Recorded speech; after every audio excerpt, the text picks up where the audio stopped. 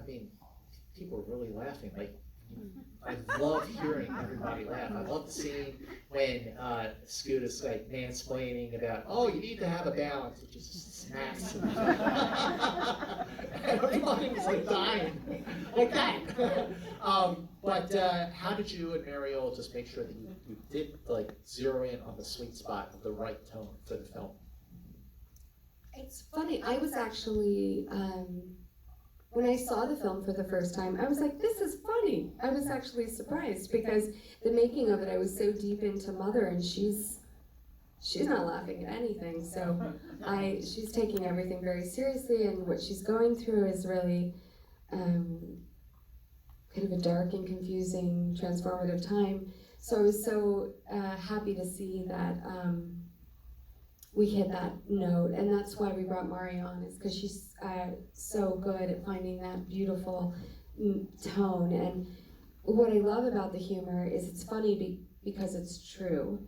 It's not funny because we're playing a gag or anything. It's because we see ourselves, and that becomes human, and that's funny. When I was after the Toronto premiere, you'll go on to the next movie, and we're all standing in line. We're like, oh, I just saw NIGHTBITCH, and one of the journalists, I forget her name, darn, and she goes, I felt seen. Mm-hmm. What does that mean to you to hear that kind of connection with the movie? People who are reacting to it, saying, I felt seen watching that film. It's everything.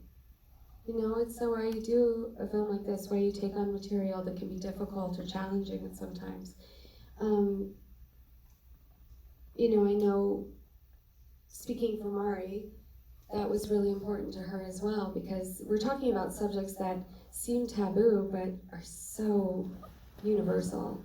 And so if people see themselves or feel seen, it's a wonderful, wonderful gift of doing what we do.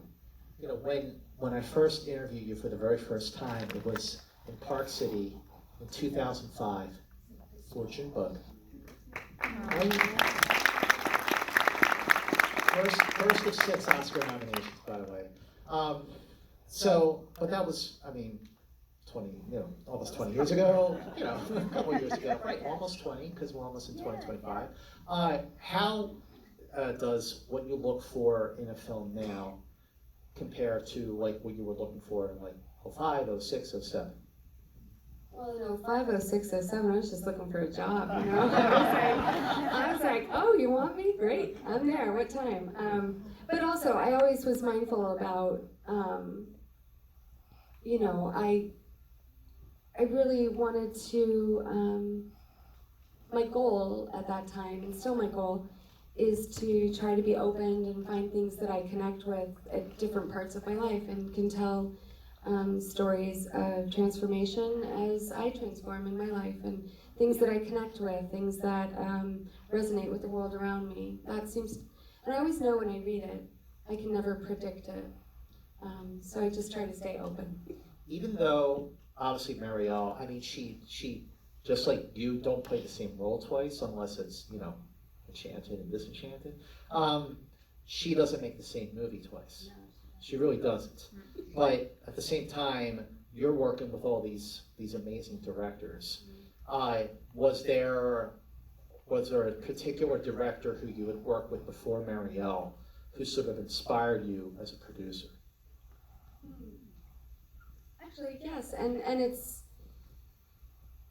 I worked on Sharp Objects as a producer, so that was really fun. But one of the people that sort of kind of taught me to use my voice in a new way was Tim Burton. I know, I had come off of a really difficult shoot and wasn't kind of sure where I was going, and I worked on Big Eyes, and he really loved my input and really encouraged input and asked my opinions about a lot of things.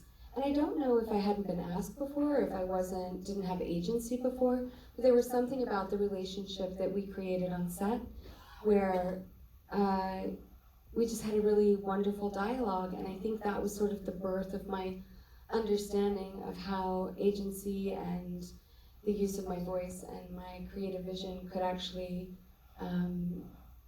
be something that would be useful and beneficial, and that's sort of where that sort of idea started. Big Eyes, Scott Mantz just wrote a great screenplay for that Yeah, film. we did. Speaking of voice, I do like that it was on Big Eyes about an artist who kind of had her identity taken away, so I like that it was on that film that I sort of kind of birthed the idea. an artist. There you go, just like this.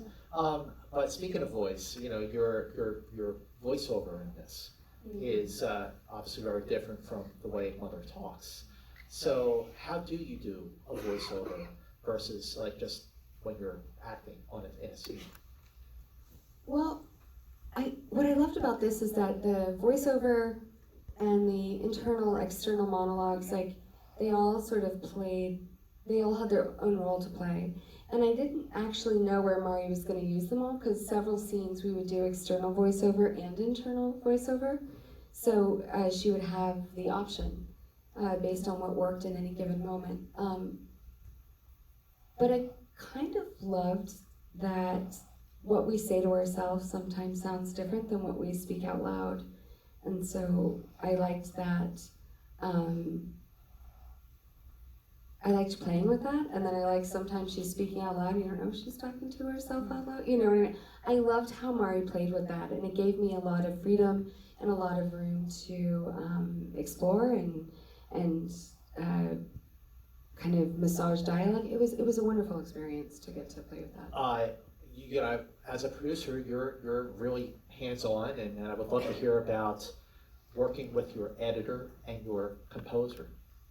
Yeah, a lot of that I will say is Mari. So Mari, one of the things about hiring her, and I mean, I can't say I hired her, that sounds absurd.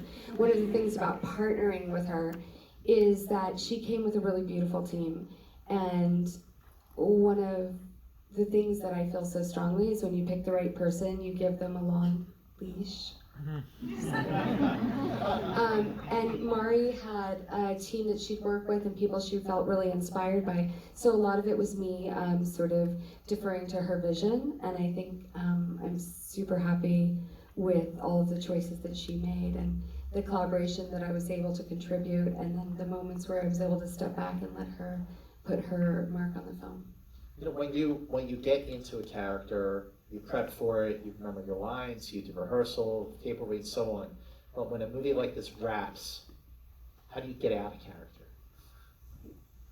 Margaritas. No, I'm kidding. I'm kidding. I'm not kidding.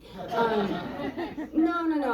I have a really great family, and I always find a lot of just returning back to the things that center me. Are the things that bring me back to myself. So taking a lot of time and prioritizing the things that bring me to my center.